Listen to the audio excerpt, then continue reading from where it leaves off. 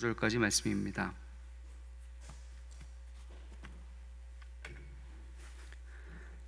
사사기 10장 1절부터 9절까지 말씀, 구약성경 379쪽입니다. 제가 봉독하겠습니다.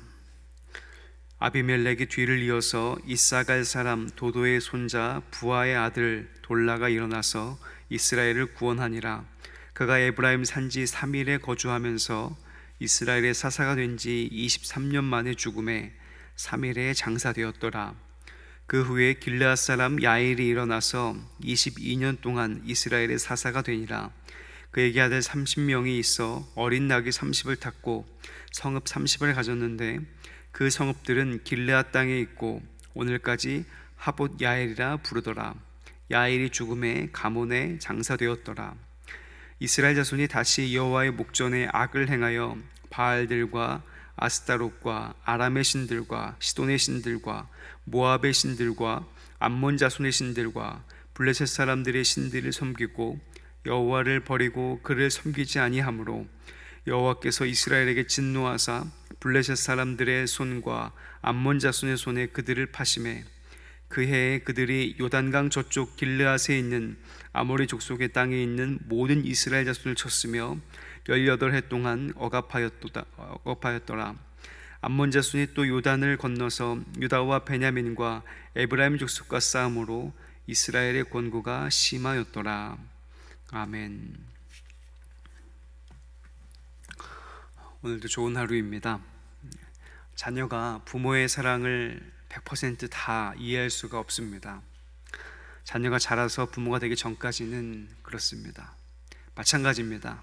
우리는 하나님께서 사랑하신다는 사실을 알고는 있지만 그 사랑이 얼마나 큰지 얼마나 높은지 다 알 수가 없습니다.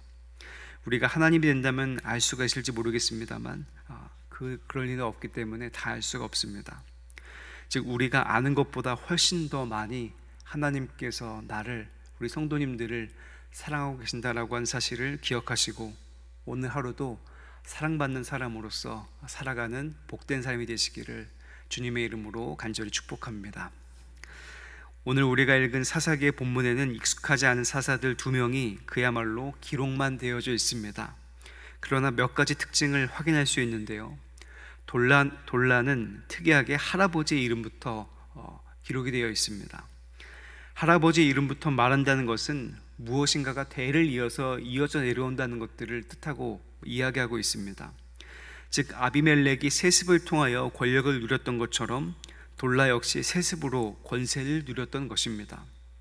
하지만 기드온과 아비멜렉과는 다른 집안이었죠. 이것은 아비멜렉의 집안, 기드온의 집안의 권세가 끝났다라고 하는 것을 알려주고 있습니다. 그야말로 다른 가문이 정권을 잡았습니다. 하지만 돌라는 다른 사사들과는 달리 하나님께서 일하셨다라고 하는 말도 없고 여호와 영이 임했다라고 하는 말도 없습니다. 돌라는 이스라엘을 구원하긴 했으나 어떤 위협이나 전쟁도 언급하지 않고 있습니다. 돌라의 이름만 언급되고 있습니다. 그 뒤에 나오는 야일은 길르앗 사람이라고 부릅니다. 아마도 길르앗 사람 입다와 연결이 되어서 이야기를 하는 것 같습니다. 돌라와 마찬가지로 하나님께서 개입하시거나 하나님께서 부르셨다라고 하는 말이 없습니다. 야일은 30명의 자식을 둔 일족을 이루었는데 그들이 30마리의 나귀를 타고 30개의 성읍을 소유했다고 전합니다. 그만큼 야일은 번성했고 권세가 있었습니다. 하지만 번성하기만 했습니다. 하나님께서 주신 평안함을 누렸다라고 이야기를 하거나 하나님의 말씀을 언급하는 것 역시 야일에게서 보이지 않습니다. 돌라와 야일은 사사이긴 했습니다만 다른 사사와는 달리 하나님의 부르심이 없는 사사들, 그야말로 가문을 의지하고 재물의 힘을 과시하며 다스리던 사사였던 것입니다. 세상 사람들의 다스림과 별반 차이가 없었습니다. 이런 이들의 다스림이 계속되어 왔기 때문이었을까요? 사사들에게 하나님이 없었던 것처럼 이스라엘에게도 하나님이 보이지 않았습니다.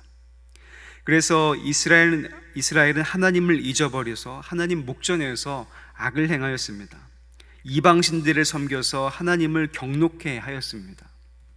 이스라엘은 하나님의 백성이 아니라 그저 가나안에 사는 사람들이 되었던 것입니다. 하나님께서 선택한 백성이 아니라 다른 가나안 사람들과 똑같이 그 지역의 신들을 섬기는 가나안 사람들이 점점 되어버렸던 것입니다. 6절에는 가나안의 신들을 나열하고 있는데 얼마나 영적으로 타락했는지를 보여주고 있습니다. 그들은 여호와 하나님을 버렸고 하나님을 섬기지 않게 되었던 것입니다. 결국 하나님은 그 모습을 보시고 분노하십니다. 하나님의 분노는 다른 가나안 사람들과 똑같이 됩니다. 암몬 족속에게 멸절되기 직전까지 가게 된 것입니다. 성경은 이스라엘이 당한 곤고함이 말로 표현할 수 없을 정도임을 알려주고 그렇게 이스라엘의 고난이 극심했다고 전하고 있습니다. 오늘 우리가 말씀을 보면서 알 수 있는 것이 있습니다. 바로 이스라엘 사람들에게 하나님이 보이지 않았다라고 하는 것입니다. 사사였던 돌라나 야일에게도 하나님은 보이지 않았고 이스라엘 사람들에게도 가나안 사람들의 신만 눈에 보였지 하나님이 보이지 않았습니다. 사사기를 읽어가면서 아시겠지만 사사기의 패턴은 굉장히 단순합니다. 이스라엘 백성들이 우상을 섬겨 하나님을 버리고 하나님은 그것에 분노하셔서 다른 나라와 족속들로 하여금 징계를 하십니다. 그러면 이스라엘 사람들은 하나님께 부르짖고 구원을 요청합니다. 그때 하나님은 또 은혜와 자비로 이스라엘을 구원하시기 위해 사사를 세우셔서 구원하시고 사사를 통하여 이스라엘의 평안을 허락해 주십니다. 그리고 이스라엘은 하나님을 섬기는데 이것의 문제는 평안할 때 다시 이스라엘 백성들이 우상을 찾고 그 패턴이 반복된다라고 하는 것입니다. 그런데 그 패턴이 그냥 단순히 반복되는 것이 아니라 점점 퇴락합니다.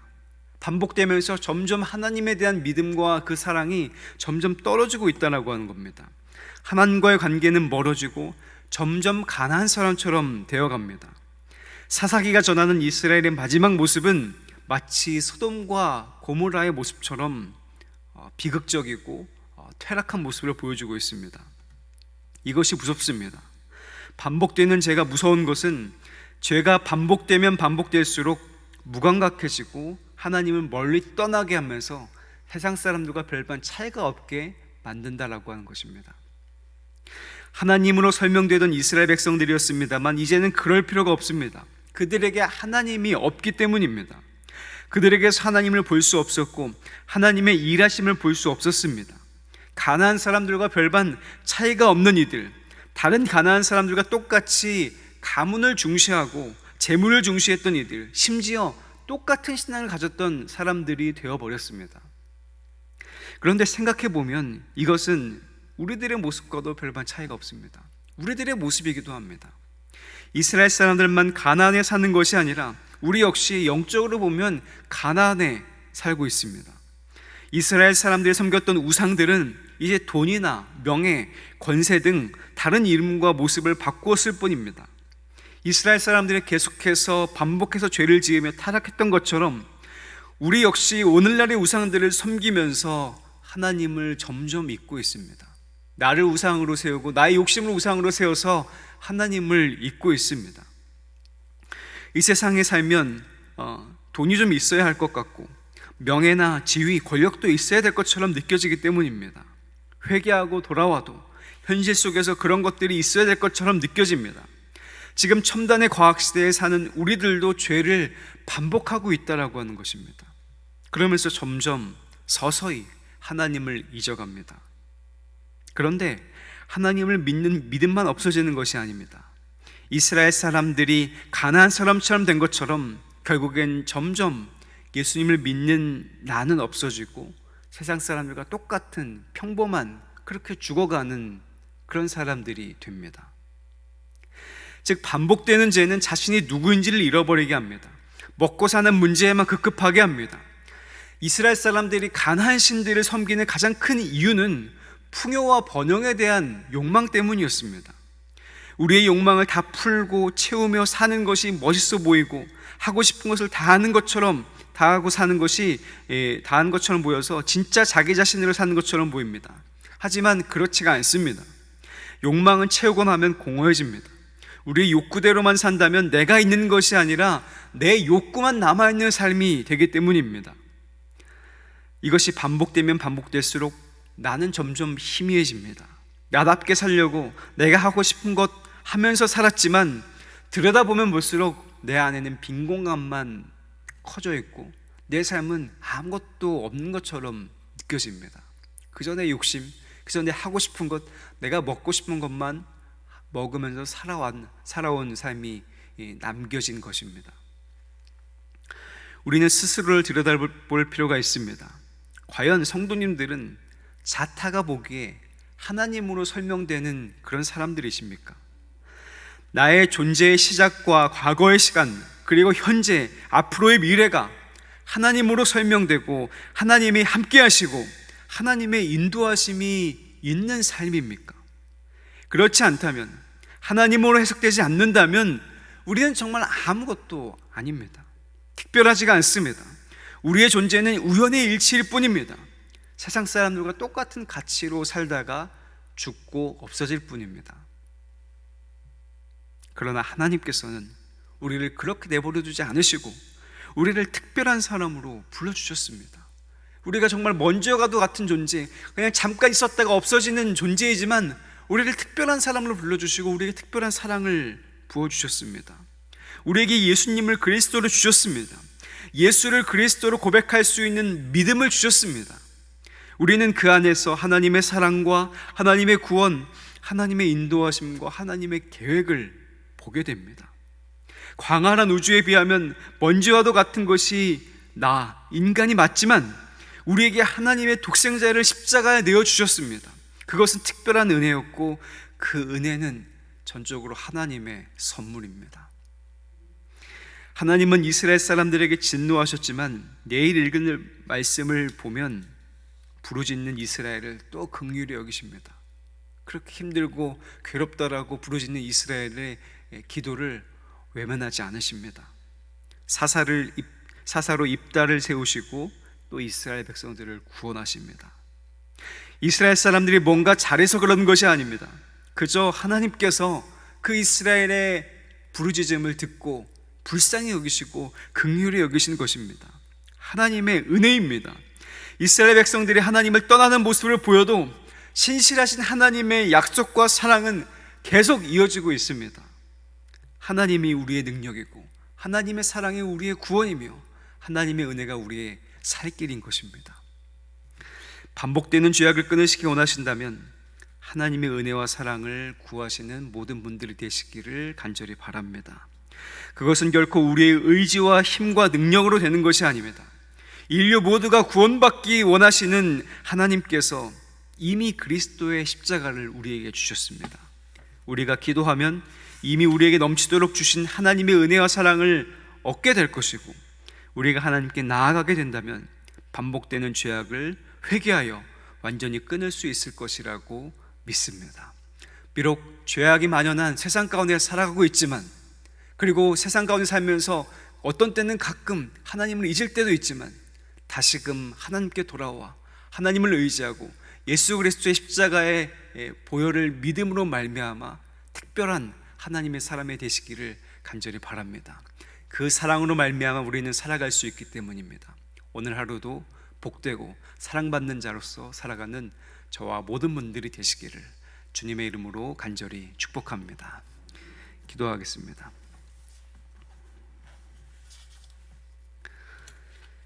은혜로우신 아버지 하나님, 오늘 말씀을 보니 사사들에게도 또 이스라엘 백성들에게도 하나님을 찾아볼 수 없음을 보았습니다. 주님, 그러나 이스라엘 백성들만 그런 것이 아니라 나의 삶도 역시 하나님을 찾지 못하는 삶이 아닙니까? 하나님, 우리가 때를 얻든지 못 얻든지 하나님을 바라보고 하나님을 구하며 하나님을 찾는 사람들이 될 수 있도록 인도하여 주시옵소서. 내 능력과 내 지혜로 설명되는 삶이 아니라, 내 공로로 설명되는 삶이 아니라 하나님께서 인도하셨고 하나님께서 함께 하셨으며 하나님께서 도와주신 것을 설명되는 삶이 될 수 있도록 주님 인도하여 주시옵소서. 그래서 하나님만 높이고 하나님을 의지하여서 하나님으로 말미암아 구원을 얻는 모든 주의 백성들이 될 수 있도록 주님 인도하여 주시옵소서. 주님, 우리 사랑하는 수표교 교회가 정말로 하나님의 이름만 드러내고 하나님으로만 설명되는 교회가 될 수 있도록 주님 인도하여 주시옵소서. 주님의 말씀이 선포되고 그리스도의 아버지 십자가가 높이 세워지는 교회가 될 수 있도록 인도하여 주시옵소서. 기도하는 것마다 기도의 응답을 얻는 제단이 되게 도와주시옵고 하나님께서 기뻐하시는 제단이 될 수 있도록 인도하여 주시옵소서. 세워주신 담임 목사님께 성령의 충만한 능력을 더하여 주시옵고 말씀을 대언하실 때마다 그 말씀에 힘이 있고 능력이 있어서 많은 이들을 살게 하는 말씀이 되게 도와주시옵소서.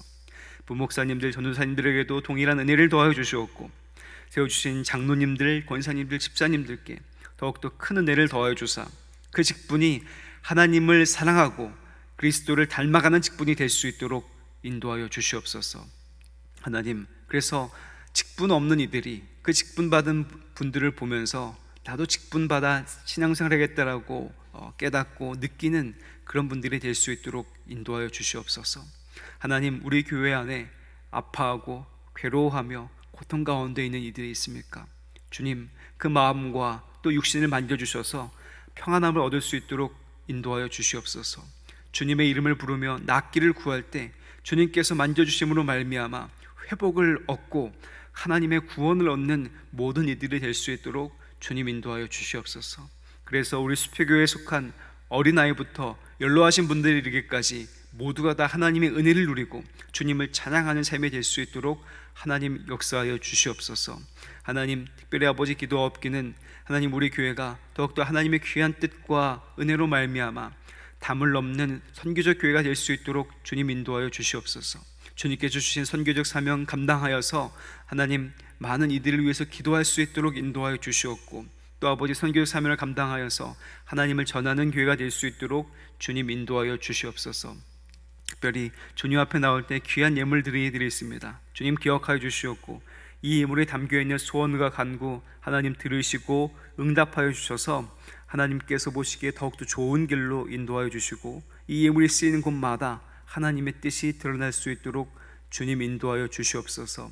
하나님, 오늘도 주님 앞에 모든 것들을 맡깁니다. 우리가 오늘 어디를 가든지 무엇을 하든지 어디에 있든지 하나님 함께해 주셔서 하나님과 함께 동행하는 삶이 될 수 있도록 주님 인도하여 주시옵소서. 오늘 하루 주님께서 함께 하실 것이라 믿고 감사드리오며 존귀하신 예수 그리스도의 이름으로 간절히 기도하옵나이다. 아멘.